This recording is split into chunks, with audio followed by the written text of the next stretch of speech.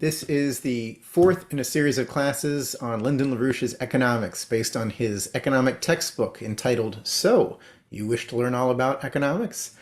Tonight's class is on chapters 7 through 10. It is led by the inimitable Kynan Thistlethwaite, who is ready to lead us on a voyage of economic exploration and discovery. Kynan, what do you have for us? Well, I gotta say that introduction was very well done. So yeah, as Jason said, we're going to be going over chapters 7 through 10 of LaRouche's So You Wish to Learn All About Economics. And let's just get right into it. So the title is LaRouche's Views on Monetary Theory. What is your money worth? Once he immediately opens the chapter with this quote. The title of it is A Chapter Dispensing with Monetary Theory. Most of what passes for modern expertise in economics is not unfairly compared to pulling your trousers down over your head as the first step in pulling them up over your legs. From the starting point of physical economy's ABCs, as much of contemporary economics textbook materials as is worthwhile to know can be reduced to a week or so of study. It's not a diplomatic thing to say, but it's the plain truth. Accordingly, we devote a single chapter of this text to the supposed mysteries of monetary theory.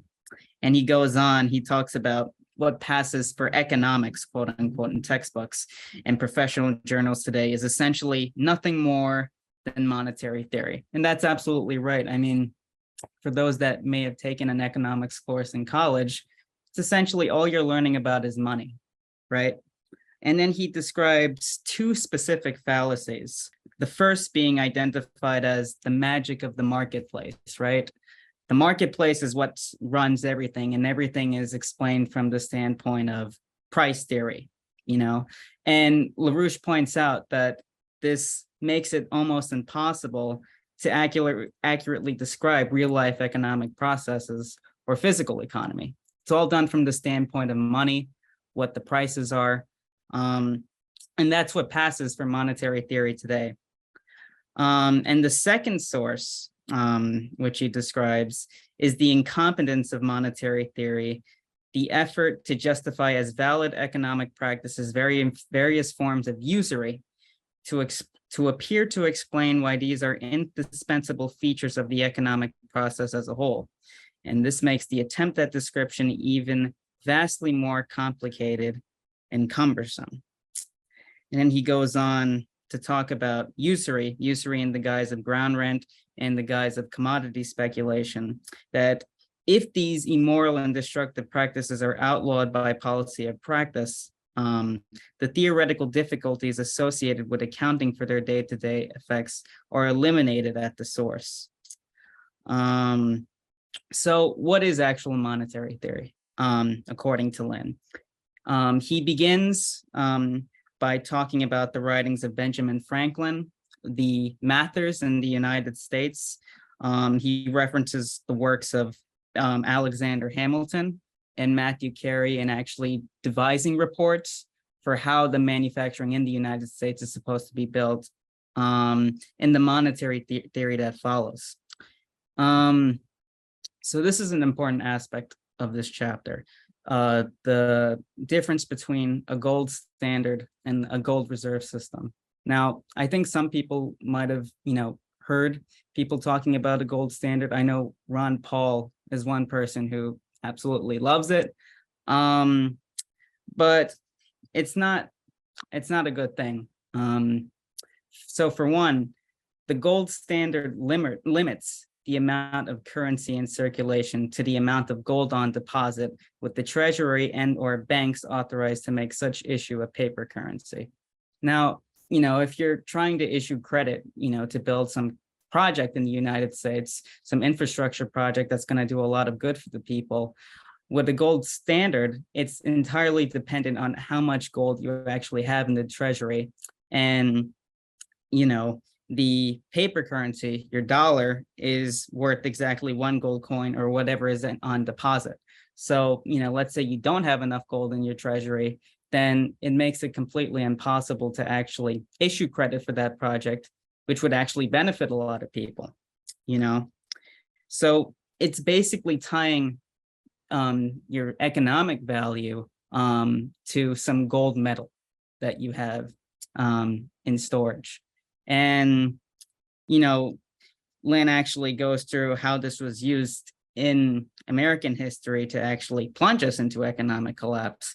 He references the Specie Resumption Act of the late 1870s, which he said plunged the nation into a social crisis fired by deep and prolonged economic depression.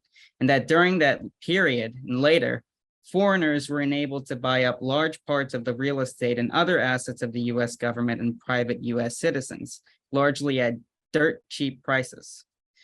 And this was also a time, I should point out, when private banks were literally able to issue their own currency. So there was no national currency at this time. You had thousands of, paper notes floating around, and it was absolutely insane. But let's start now. What's a gold reserve standard system? So according to LaRouche, in a properly functioning gold reserve system, the money supply is in approximate correspondence with goods in circulation. The essential banking for currency is not gold, but the physical assets and useful goods in an economy. So your money isn't tied to gold. It's not tied to how much metal you have. It's actually tied to the physical assets. It's tied to the productivity of your country, to the physical economy. That's what actually makes your money valuable. That's what it's a shadow of, in a sense. And the key difference also is sovereignty, because like I said, you're no longer constrained to create credit for key projects that will allow for economic growth and development. And a gold standard system completely restricts that ability. So that's an important difference. And one other thing I might mention with a gold reserve that was especially useful during the time of the Bretton Woods system, before it was repealed in 1971, was that we were able to settle foreign accounts, in gold. Like, for example, you're importing goods from, like, say, Mexico, right? And you're obviously using their currency, pesos, to pay for those goods. And then it might come to a point where you actually have more of that nation's currency than what you need.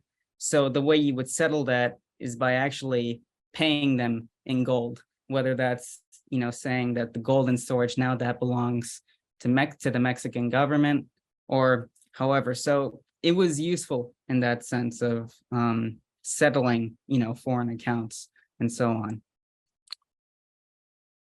Okay. So I wanted to quote from an article that Ben Franklin wrote in 1729, A Modest Inquiry into the Need and Necessity of Paper Currency. For many ages, those parts of the world which are engaged in commerce have fixed upon gold and silver as the chief and most proper materials for this medium of exchange, they being in themselves valuable metals for their fineness, beauty, and scarcity. By these, particularly by silver, it has been usual to value all things else.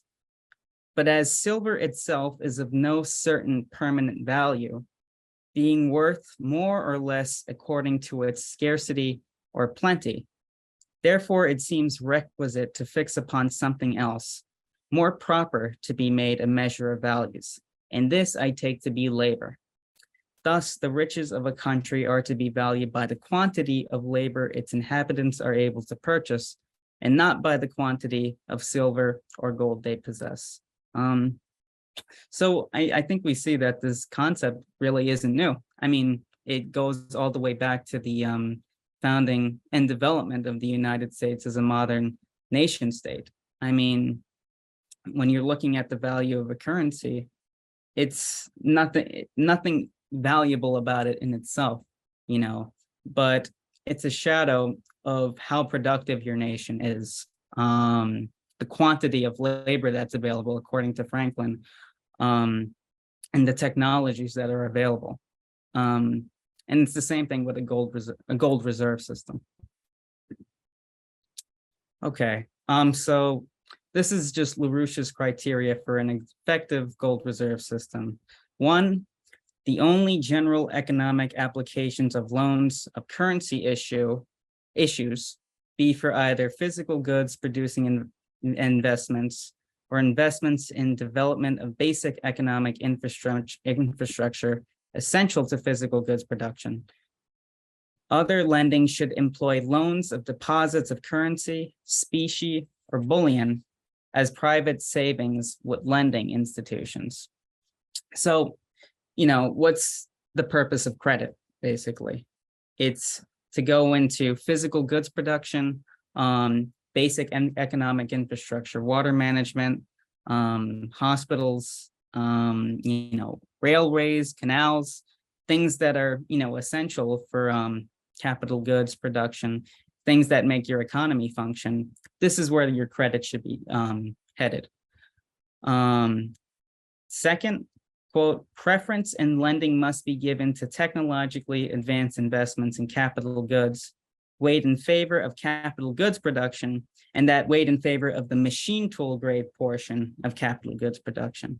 So not only are you investing in basic economic infrastructure, but there should be a priority for the highest, most advanced technologies that are available. A machine tool, for example, the impact of that investment is spread throughout the economy from top to bottom. So obviously you want to favor investment in those portions of production rather than something of a lesser grade like a shoe factory or a food processing plant.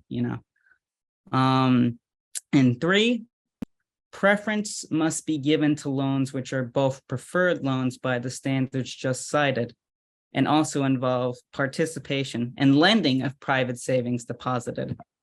This is interesting. So this is a slide of It's a Wonderful Life, one of my favorite movies. I know like probably most of the old people have seen it here, but anyone younger should probably see this. This is like one of the most beautiful movies I've ever seen, but it centers on the guy in the middle, Jimmy, and he's a commercial banker. And what Lynn described in that third point is how banks, specifically commercial banks, used to function in the United States. Let's say, you have a project, there's an entrepreneur trying to build some project in the town, some factory, a new, a railway or a road, whatever, a bridge. And the way that's done is, you have this bank, people deposit their savings, money that's not immediately needed at hand. And what the bank does with that money is that they issue it in the form of loans to this entrepreneur at an interest rate of, 2% to 4%, not something excessive. And, as a result, you're paid for the entrepreneur building that bridge. You get, let's say $100 is used, you'll get $4 back. And it's just a system that works, and unfortunately, banks don't function this way anymore, with the elimination of Glass-Steagall and, the majority of commercial banks in the United States becoming investment banks, prioritizing in speculation. But this is just something that we should go back to. And Lynn expands on the third criterion a little bit more in the chapter. I'm not going to go through it. You can check it out for yourself, but it just goes through more of the intricacies of, how these loans are actually transmitted and, the various interest rates and so on. Now, this is, I think, the main point of the chapter, on the principle of equity. So, quote, this touches upon a principle of natural law, as Cusa, for example, is a leading authority on law for modern civilization. The natural rights of each and all individuals is the proper definition of the term equity according to such natural law. The essential right of the individual is a human right, which is to say a right premised on the quality which distinguishes men and women from beasts, the power of creative reason. The development of the powers of reason in all young individuals up through the level corresponding to modern technology is a human right. The right and obligation of the individual to continue the development of those powers is a human right. Now that's really just quite amazing, think about our Bill of Rights, the various amendments and what rights those are prescribed, right? I mean, I don't think it really compares to this, you as a human being have the right to exercise your creative reason, to develop, and to go up to a level corresponding to modern technology. That is a human right, according to Lynn. And he also goes on, he says, the freedom to employ those developed powers in some manner which renders an individual's having lived of durable value to society after that life has ended is a most fundamental human right. Otherwise, the value of man goes into his grave, like the value of a mere beast. It is the human right of each and all that human life be regarded as sacred in principle of practice, and that life be lived to such effect that its contributions to society shall be of continued benefit to humanity generally for generations to come. Wherever some other kind of designated right may conflict with this designated principle of human right, that other must yield. That is the principle of equity under natural law. No contrary definition can be tolerated under natural law. So that's quite incredible. Think about the legal definition for equity today, in finances, that, the total amount of assets you have, your total value is determined by the amount of assets that you have minus the debt that you owe, right? Lynn just completely goes against that definition. So yeah. This is just continuing. So in the end, he contrasts that view of equity with British liberalism as defined by people like Smith, David Hume, and others, which many people today protest is the basis for, our American system of economy and so on. But this is from the Theory of Moral Sentiments. And this is just one quote. The administration of the great system of the universe, the care of universal happiness of all rational and sensible beings is the business of God and not of man. To man is allotted a much humbler department, but one much more suitable to the weakness of his powers and the narrowness of his comprehension. The care of his own happiness, of that of his family, his friends, his country. But though we are endowed with a very strong desire of these ends, it has been entrusted to the slow and uncertain determinations of our reason to find the proper means of bringing them about. Nature has directed us to the greater part of these by original and immediate instincts. Hunger, thirst, the passion which unites the two sexes, the love of pleasure, the dread of pain, prompt us to apply those means for their own sake. So that's, I think, quite a pessimistic, cynical view of human nature, that we all, pursue our hedonistic pleasures, that we're no better than animals. And the thing that actually guides an economy is just us pursuing our own self-interest, rather than this principle of equity, which Lynn described, that we each have, under natural law, we each have a right to contribute to the well-being of society, to improve our creative powers, and to love all of mankind. You tell me, which system, you think is accurate, is more truthful. I tend to think it's what Lynn described. Okay, so let's move to chapter 8, wages and population. There's three main points I think that this chapter describes. It's fairly simple, I think. One is, what do you need to do to maintain and improve the population? What should be the standards for wages and demographics overall in terms of a functioning and developing society? And what's needed in terms of education? At what age should people finish school and actually enter the labor force? Now, let's focus on the third one for now, because I think that's quite interesting. This is just a table that's in the chapter that separates the members of the household into these three categories. So there's pre-labor force, infants, children under 6 that aren't doing any work. Then there's the labor force age, and then there's older, people going into retirement, people just exiting the labor force. This is Wilhelm von Humboldt. He was a very important reformer in terms of education in Germany. And Lynn actually mentions him because, one question that he is trying to answer, well, with all these advances that society technologically makes, the school leaving age may tend to increase up to a point. We have today a public school requirement. People leave high school at 18. People then go for their degree in college. They can spend 4 years, 6 years if they're going for an extended degree, or if they're, a specialist in some field, it might take them a lot longer.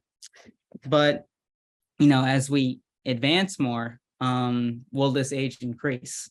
I mean, will people be finishing high school and going to their dorm for freshman year at the age of 50? I don't think we would want that to happen. So this is Lynn's attempt to answer that, how to keep the ages relatively constant as we advance.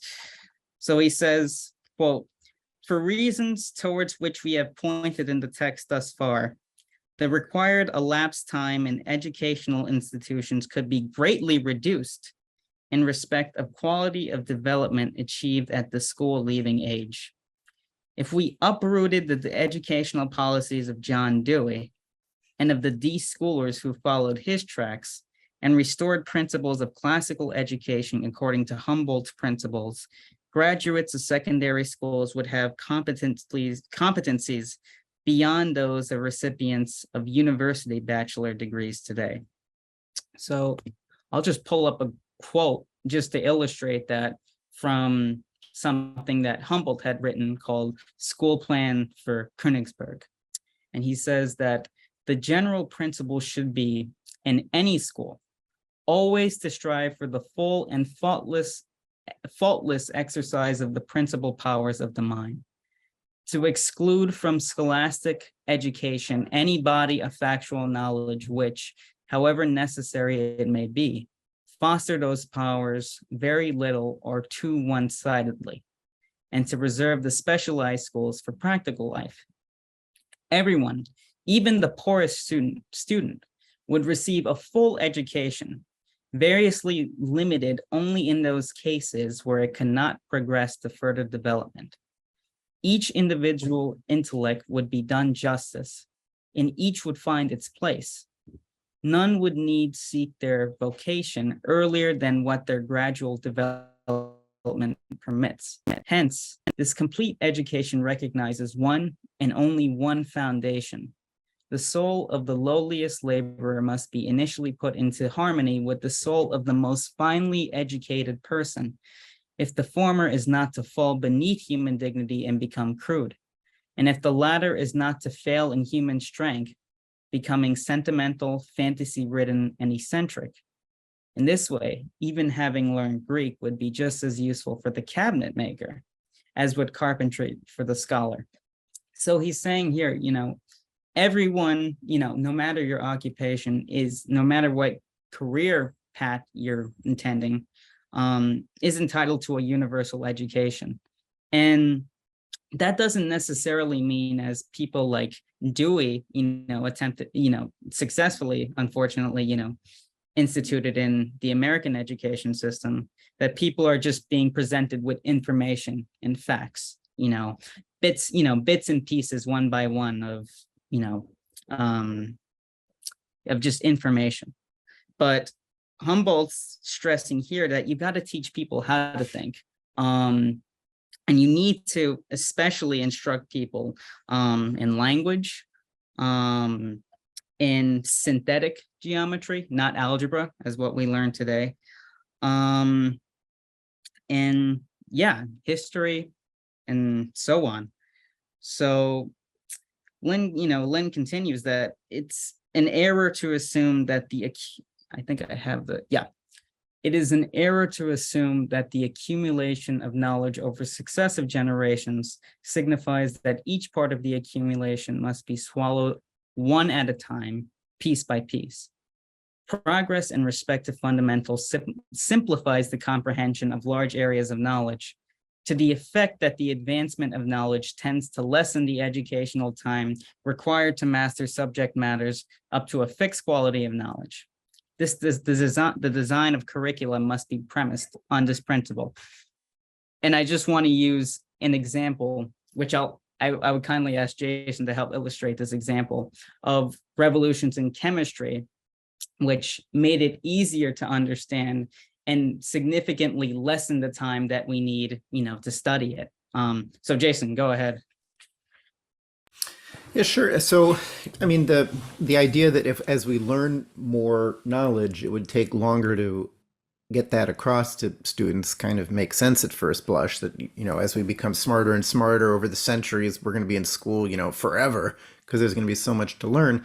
So why would there be kind of an asymptotic school leaving age where you just 25 years, for example, is enough? One example is in how new ideas simplify our understanding of things and make what was incredibly complex actually easier to understand. So Lavoisier and Mendeleev did this in chemistry.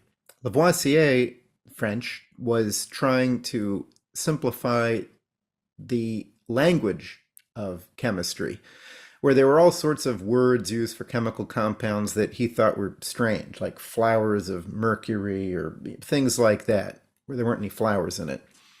And when he started trying to simplify the language, he realized that names should really come from meaning or from what things truly are. And long story short, he really revolutionized the practice of chemistry overall. He figured out what air was composed of. He showed definitively that water was made of hydrogen and oxygen. Mendeleev, by understanding the periodic system of the elements and further developing the language of chemistry, so people were no longer trying to use physical terminology to talk about something that really was a new field. Is this stuff complex? Did what Mendeleev discover, is this a new additional idea? Yes. But if you compare this stuff to trying to learn alchemy, which had huge amounts of just wrongness in it, or the complexity of chemistry before Lavoisier simplified it, what these thinkers did was actually to make the process simpler in a certain way, although with more knowledge. So you think in school about stupid novels you read in English class. You're wasting your time on things that are just not worth doing, that are depressing or idiotic. Or secondary sources, instead of just reading geniuses directly. There's a lot of opportunity as you develop that those new ideas will also give new insights into the mind, into education itself, and that we shouldn't worry about our ancestors living on Mars in several hundred years being in school until they're 50 before they get to doing something else. Yeah, thanks. And I would just point out one more thing. You think about, what kind of, I'm a college student, so what kind of courses are people actually taking? So I actually, looked up, some of the more, frivolous classes that, really, why are people learning this? And there were three classes I wanted to share. So one is the sociology of Miley Cyrus, race, class, gender, and media. That's being taught at Skidmore College in New York. There's another one, what if Harry Potter is real? That's Appalachian State University. And this is my favorite. this class is entitled The Phallus, and that's Occidental College. So yeah, maybe people would get out of college earlier if they weren't spending so much time on stupid classes like this. So that's just one thing I wanted to add. But anyways, I'm going to kind of jump ahead here and illustrate a principle that Lynn talks about in this chapter. And that's, what's the value of your job? You know, what is your work? What work what does your work impact? How does it impact society? I'm sorry, I don't know why that was so hard to, that took so hard to come out. But he uses the example of a auto mechanic. And I'll just read you what he says. An auto mechanic performing exactly the same procedure on two automobiles in the same condition contributes more or less economic value to society according to the relative usefulness of the operators and passengers associated with the vehicle. Insofar as the auto is used entirely by a pimp, the mechanic's labor has negative economic value, whereas the work done on the auto required by a poorly paid but essential unskilled industrial operative and his family is positive in some relatively greater degree, according to the degree contribution of technological progress, directly or indirectly, by the production process in which that operative is employed, or to the future role as operatives, etc., of preschool leaving age members of this household. Similarly, the mechanic's work on the vehicle which transports the wealthy official employed in income of financial usury, ground rent, or a commodity speculation has a negative economic value, like the case of the pimp belonging to the same category of overhead expense. So I think that's a very interesting analogy in terms of thinking of what your work is actually contributing to the rest of society.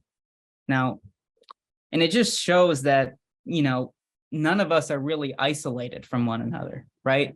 You know, you get examples of these people saying, well, you know, I'm doing a good service to humanity. I'm a doctor. I'm a lawyer, a teacher, you know, some seemingly innocent job, which on the surface, it has a positive impact. It's benefiting society, right? But you have to think about that in the context of what your economy is doing as a whole. You know, in the case of the mechanic, if you're, you know, if you're doing, you know, some kind of repair on the car of a machine tool producer, a machine tool operator, then yeah, you can absolutely think about your job in having a profound impact to the economy. But take the other case where, you know, that mechanic is doing work on a Lamborghini or something, right? Or some gangster's car. So you really can't say that you're really doing anything that's valuable. You're actually benefiting the waste, as Lynn calls it. And there's another example he uses of the plumber. A plumber or steam fitter, employing no recent innovation in technology, participates in installing a technologically advanced process. Since the plumber's action is indispensable to the functioning of the process, the plumber's activity is participating in the delivery of the technological advancement to the productive process as a whole. So, you know, it's the same thing, even though the plumber's doing basically the same thing. You know, there's no innovation. Nothing changes in the application of the technology. It's based on, you know, what he's doing it for. You know, if it's some bathroom in like a strip club, then, well, you know, it's not really contributing to the productive process. There's one more example, which is also really useful to think about, which is a machine tool, right? Imagine any standard modern machine tool of the sort used for cutting, shaping, surface treating, and so forth. Let us redesign this machine tool employing the same principles of design in every feature, except an embedded complex which substitutes the use of a laser for the specific function central to the machine earlier. The entirety of the advancement and technology of such a device is located within that inserted assembly, although the entire machine tool is indispensable to deliver the embedded part in which the technological improvement is located. So just that change, you just adding that laser to that machine tool is changing the entire thing. Even though most of the other parts remain relatively the same, but with the laser, you might make it more precise. You're making it more durable, and so on. So our impact on society is not disconnected from other people. That's the main point I think Lynn is trying to make. And we have to view the activity of every individual in society in that way, because we have this universal significance for the present and the future of society as a whole. So yeah, end it there. Okay, so these are just some basic parameters that Lynn ends this chapter on. One, on how the labor force is organized. 5% of the total labor force employed in scientific research and development functions, centering this function upon mastery of controlled thermonuclear fusion, development of lasers and particle beams, and the principles of living processes as such. I think that last point is important given, COVID and, potentially other emerging pandemics, which we really don't know much about.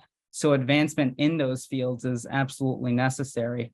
And 5% of that would be dedicated to research and development. And 50% of the operatives component in the second point is to be, a goal of bringing the operatives component up to at least 50% of the calculated labor force as rapidly as possible.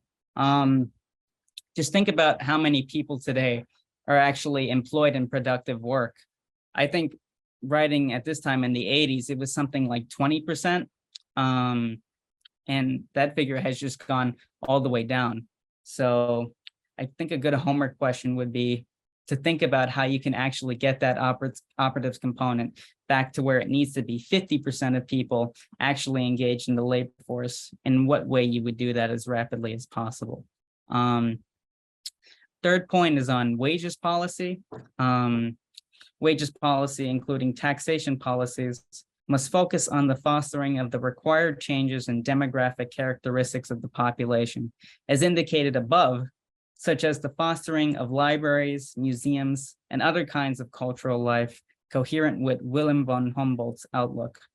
So yeah, think about the development of the individual, right? Think about the cultural life, and how your wages policy, what you're actually spending money on, is dedicated to building libraries, to museums, and other things which are really necessary.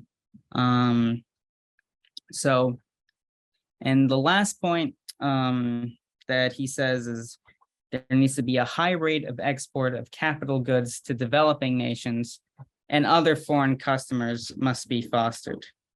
This must be seen as contributing to economy of labor and the products we import from abroad, and fostering a high rate of growth in capital turnover in our machine tool sector and capital goods sector as a whole. The higher the rate of capital turnover and capital goods production, within the setting of not less than 5% of the labor force employed as specified in point 1, the higher the rate of technological progress within the U.S. economy. The increased margin of turnover accomplished by capital goods exports increases the rate of technological progress's assimilation into all categories of capital goods produced for combined domestic and foreign use. So, basically what China is doing today, with their Belt and Road Initiative, actually building high-speed rail, giving these people productive jobs, so that not only is it some good service that you're giving to another nation, but you're improving the productivity of that nation as a whole, and improving the quality of products which they're exporting to other countries. So that's important.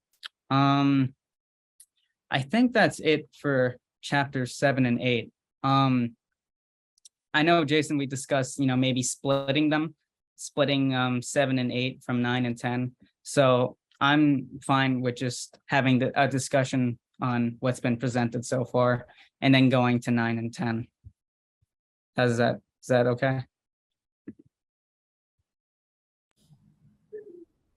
Yeah, however you'd like to run it. Anyone have any thoughts or questions or complaints about what Kynan just went over?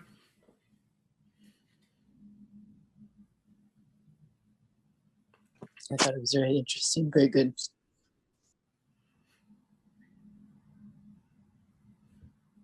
Okay.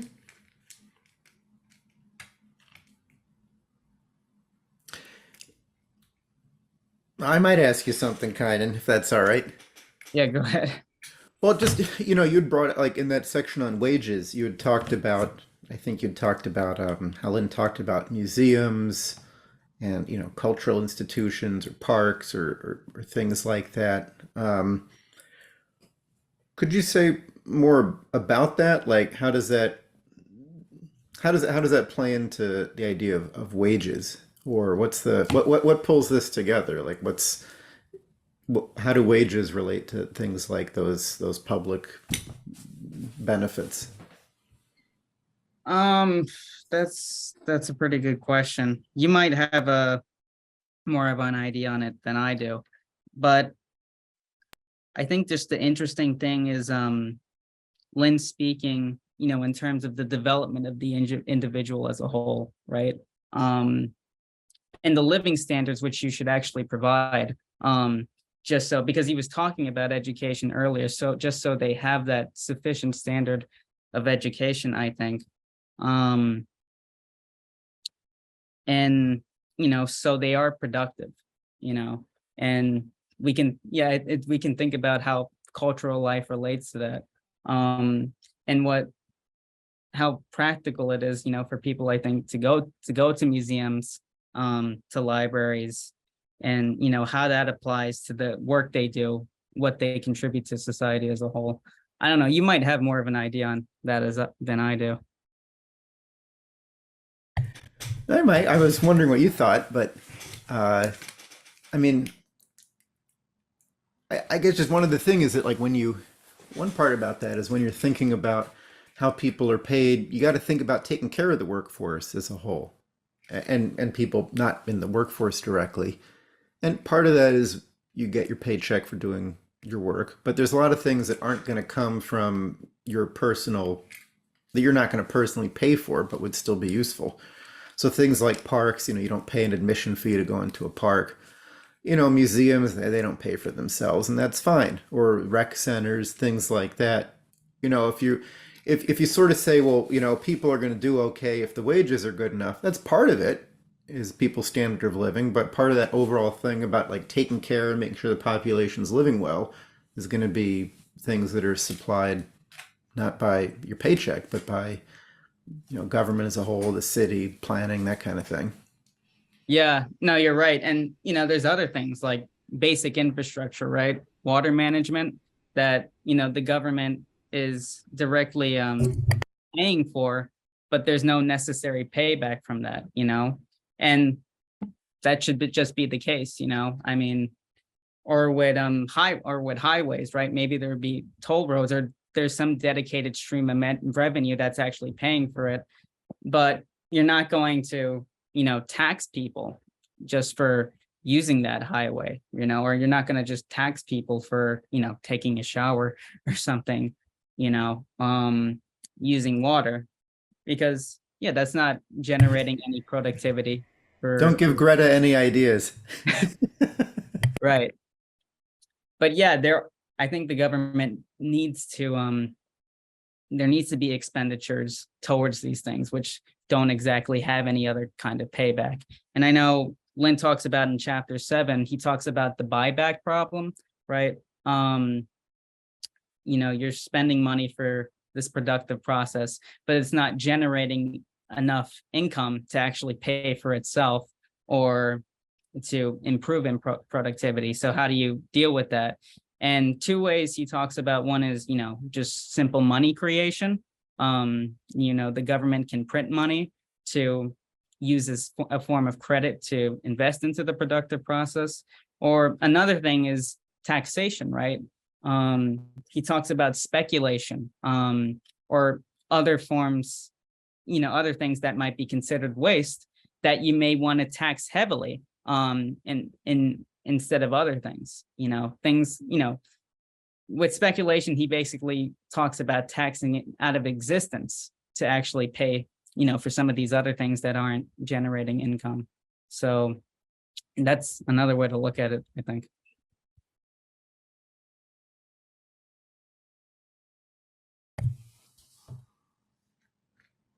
Anyone else on Zoom have any questions or thoughts for Kyne at this point before he moves on to chapters 9 and 10?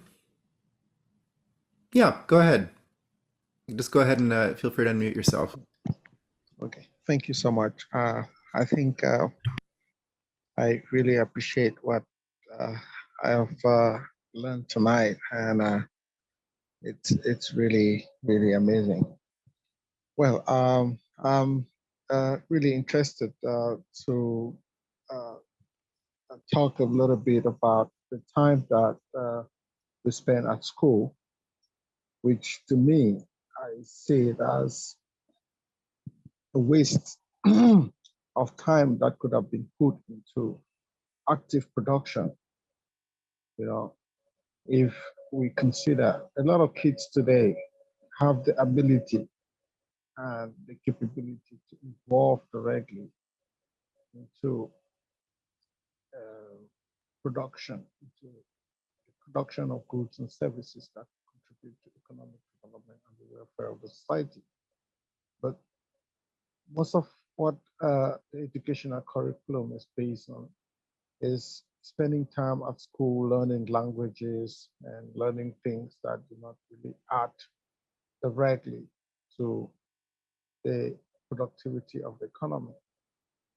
So I think that if going forward, that time that spent in learning languages, all the other things are put to develop the skills that are meant to productivity. It's going to help in creating a better society, because you will be contributing directly to the economy. Thank you. I think that's what I just want. Yeah, no, thanks. No, yeah, definitely. I mean, I think the problem is, and Jason, you might attest to this, that a lot of what we're learning now, it's just complete waste. I mean, the thing is, I think you really have to shift in terms of formulating policies of education. And Lynn had a lot to say about this, is that you need to teach people how to think rather than just presenting them with a bunch of facts and information, because if you're just learning like that, then you really don't know. And if you're taught how to think in the beginning, it makes it easier, I think, in the future when you're making your own discoveries, or you're contribute, you're a scientist, and you're contributing some kind of invention. It makes it easier, than just learning, this drill and grill process of just learning information, or learning how to fill like bubbles on a Scantron test sheet. It's just a complete waste of time.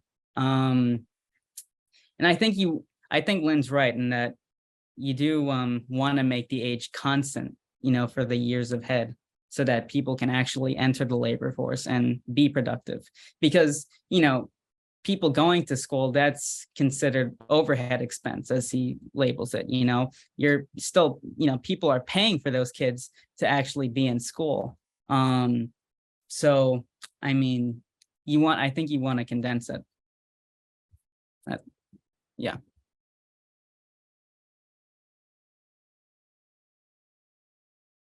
Just to add one thing on that is that there is a lot of, junk to remove.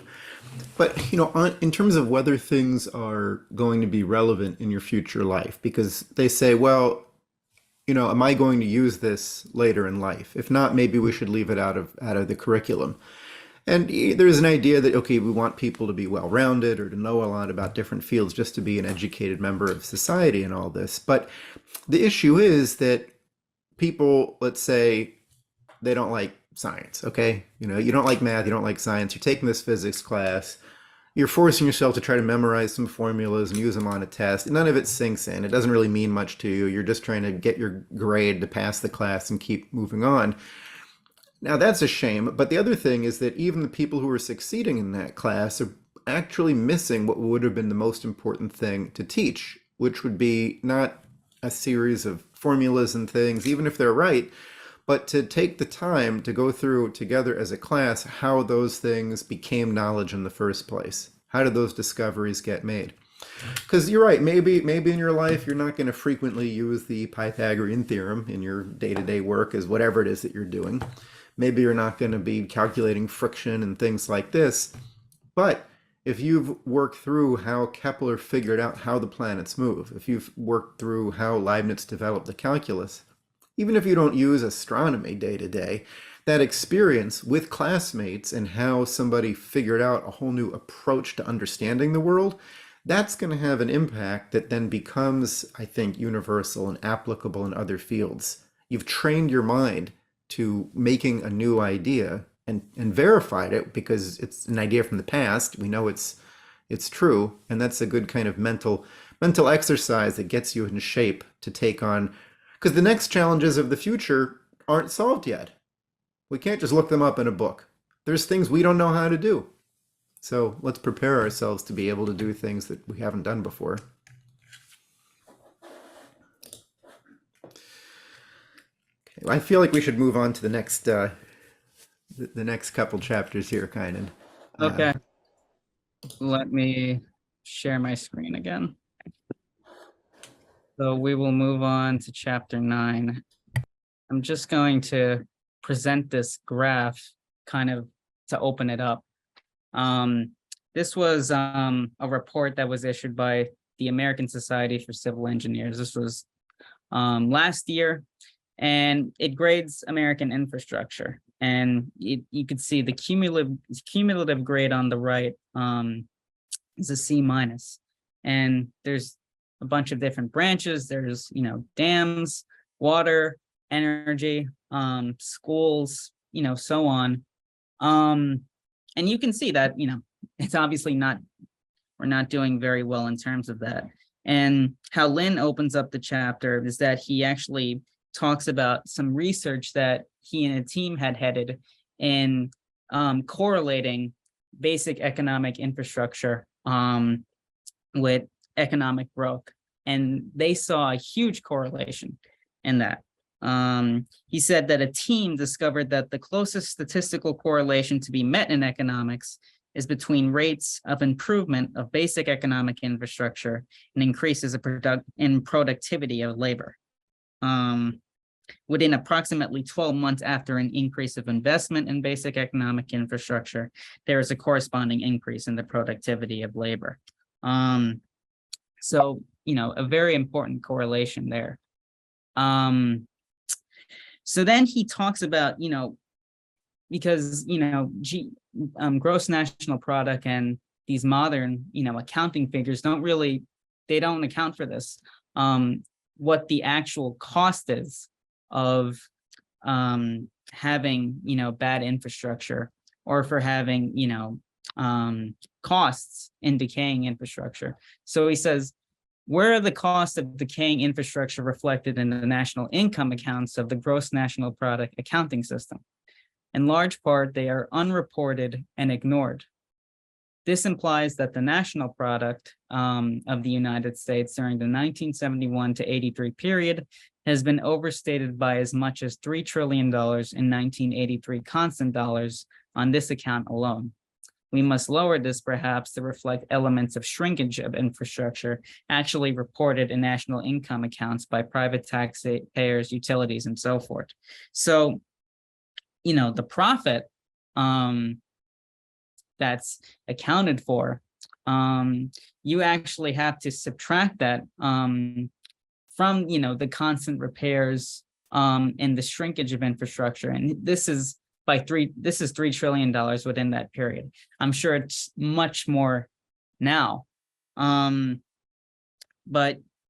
yeah, the profits that you make, you're actually subtracting that from infrastructure because you're actually losing money as a result of not having basic economic infrastructure. You're losing money, you're losing profit just because that is not functioning properly.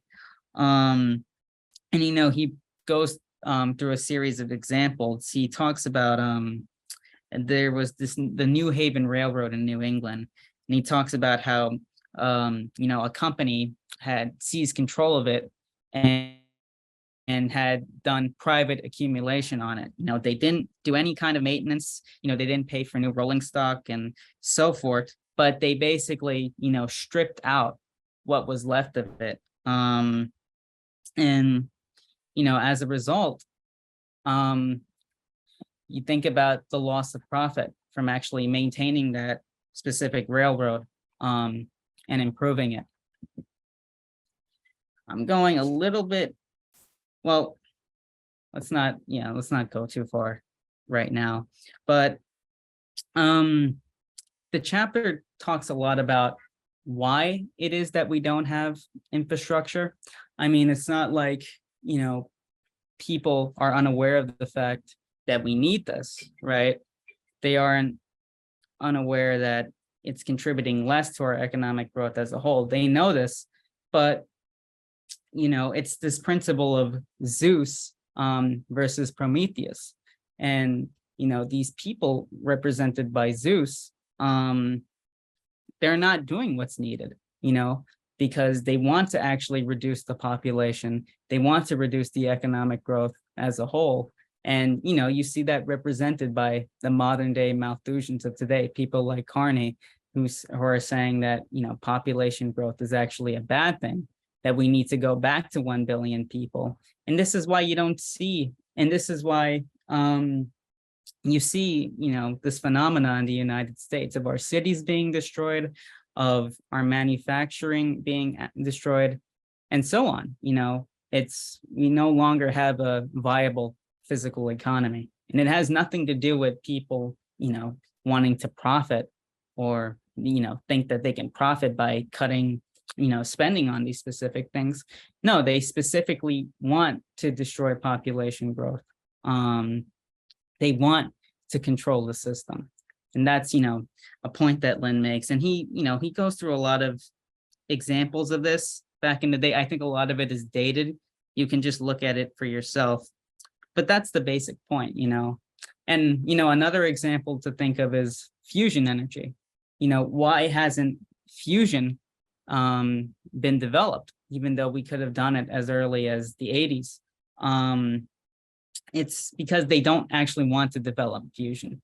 They don't want to provide reliable and cheap energy for for everyone. They're intentionally stopping this.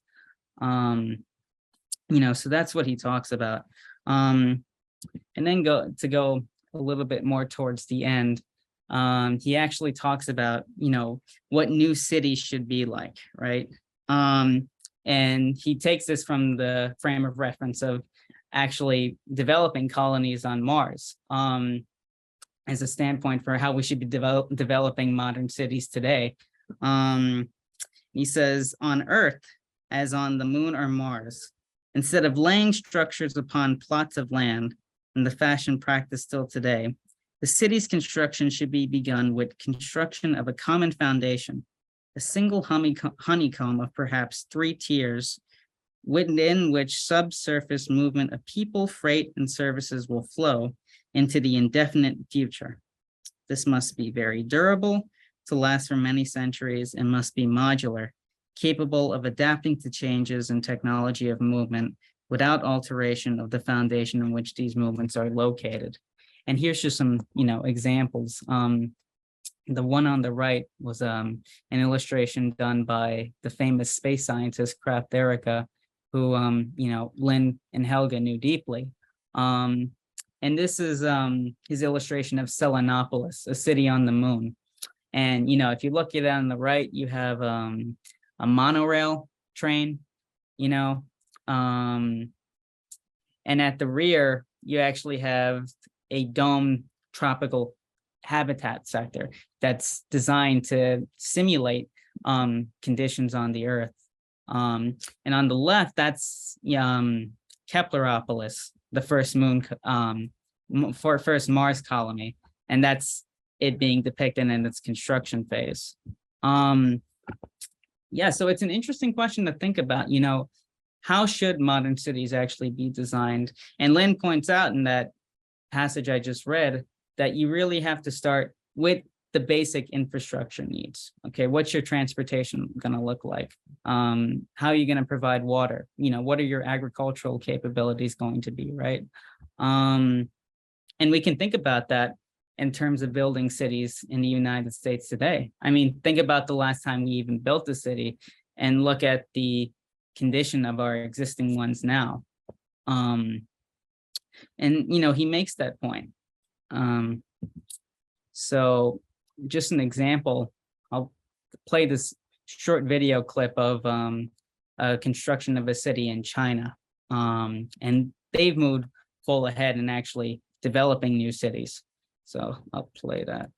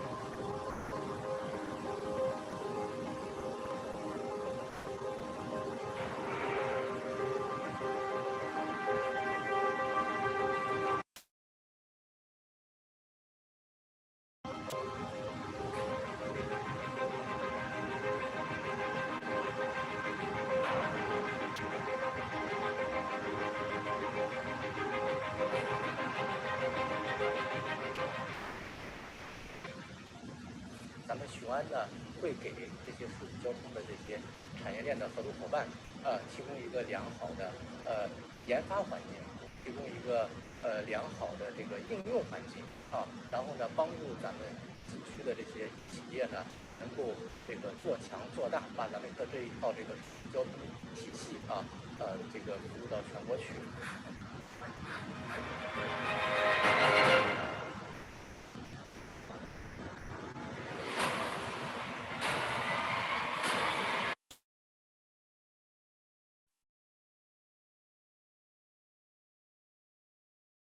I think we'll just stop it there. I think that makes it clear. But you think of our port cities, New York City, Chicago. I mean, most of these cities were designed before you had cars and automobile transport. I mean, it wasn't designed for the kind of population capabilities that we have today. So when designing new cities, you certainly have to take that into account. And you see there the construction of the high-speed rail playing a major role. I want to play one more clip. This is a clip from LaRouche, and I think the mid-70s during his first presidential run in 1976. And here he describes the construction of what he called newplexes, cities that were intended to be powered by nuclear power, nuclear fission. And I think you'll get a sense of where he was taking city development today and what our perspective should be for the future, you know, looking 30 to 50 years ahead. So I will play this. I hope people can What are hear we it. gonna do? We're gonna build nukeplex. Lay it out to them. How you build a nukeplex? When you go out and you dig a big crater. You lay a big footing, unless you've got bedroom, which even that. You don't even care what the terrain is like. Makes no difference. Wherever you are, blast it out. Build a crater. Build a crater covering an area the size of a city. A city of 500,000 people or 100,000 people. But build a crater for an industrial city of a new type on an area that size. All right, 6, 7, 8 stories below the surface. Build it up. Build up to the surface. On this thing, stick 2 nuclear plants. Half gigawatt to 2 gigawatts each. You get a balanced load. String industries around this, using this energy to cut low distribution costs, like charm bracelets. Oh, let's put a chemical industry here, that's the good thing. Let's have desalination here, so forth. Using the waste heat and the electrical power.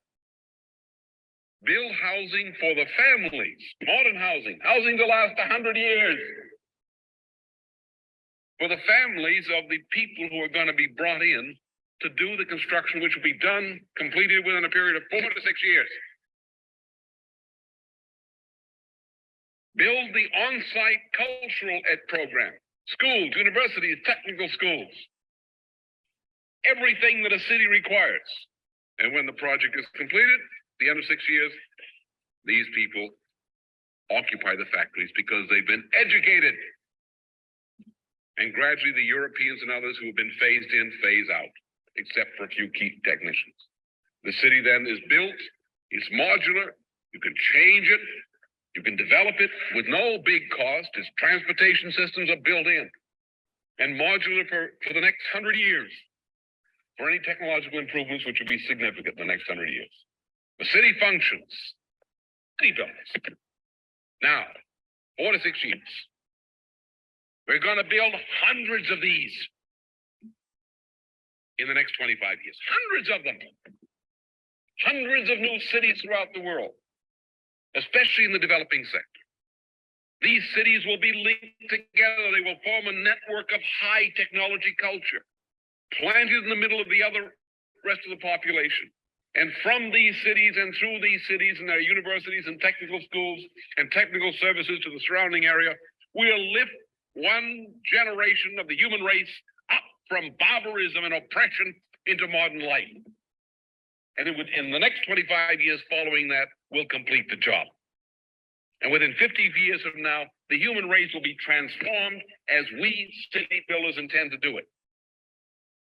We're going to mobilize every industry that exists that's viable and everyone that can be created to do this. We're not going to export a few 10, $20 billion worth of additional exports. We're going to export hundreds of cities.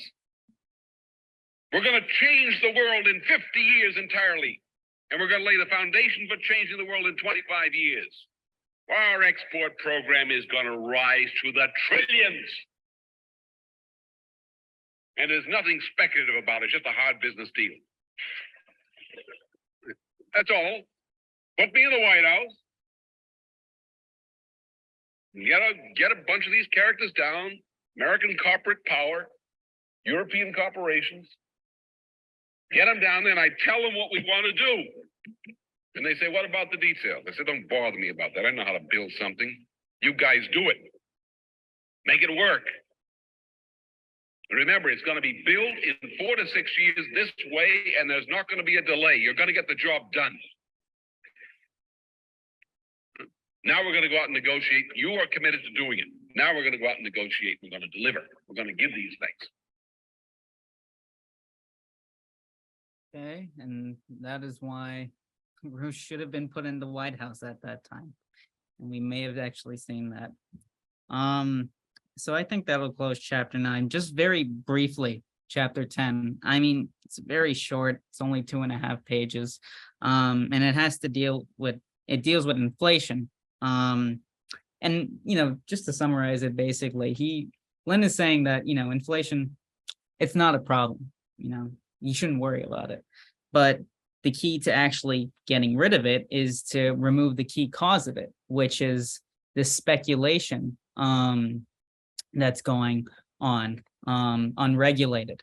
And, he uses the analogy of, a gang of murderers that are lurking along a road between one town and the other. And you're ambushing people, they're killing travelers along the route. And, in other such conditions, you might have one idiotic expert that would have reported to have statistical proof that the increase of the death rate of the two towns was caused by travel between the two. So that's, that really summarizes, the current situation today. And I think we know what the solutions are. We need to re-implement Glass-Steagall, as LaRouche stipulates in his very first law. We have to separate the speculative fictitious assets from the real physical assets. And you need to wipe them all out. And, even if you are intending to do some good, you are creating credit for the purpose of a good. You're still operating within this monetary system that's blown up by speculative assets. So even then, you're creating inflation, even if you don't really necessarily intend to do that. So that's why you need Glass-Steagall. That's why you need to separate these bad assets from the good one. And he proposes, here's 3 methods of dealing with inflation that he proposes back in the day, which, similar to, his first law. He says, 1, you need to promote a high rate of technological progress in production of increased physical goods output. You need to allow the increase of money supply to flow to nothing but loans for appropriate categories of investment, as we indicated earlier. And he says, tax the income of usury and related waste items of overhead expense into extinction. So, that really summarizes it. And that's what we need to do to get out of this bankrupt system that we're in today. So yeah, I think I'll end it there. Yeah, thank you.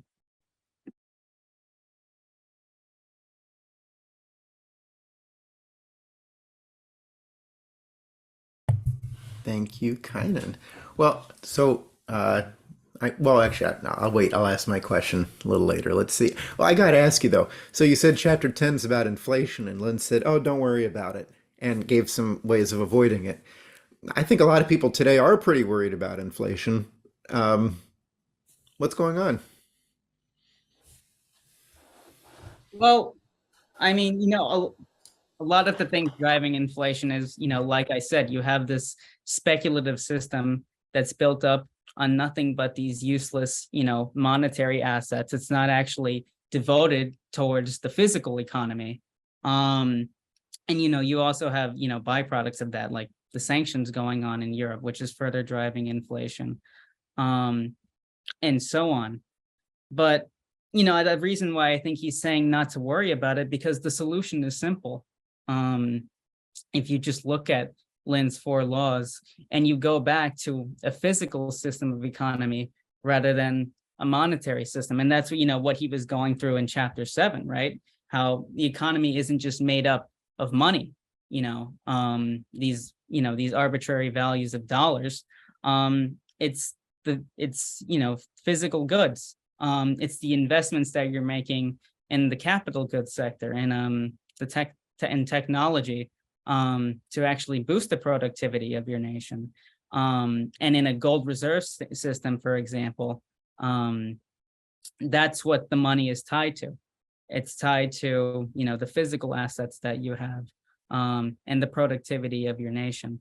But, you know, in the aftermath of the US pulling out of the Bretton Woods system and going to a floating exchange rate, that all disappeared. You know, money became completely arbitrary. You know, people were creating it out of thin air, so to speak.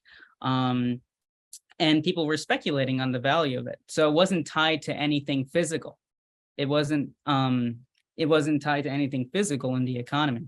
So if you want to get rid of inflation today, that's what you have to do. You know, you can't do it how like what the Federal Reserve is doing is increasing the interest rates, because that just damages the rest of the economy and it puts third world nations into debt.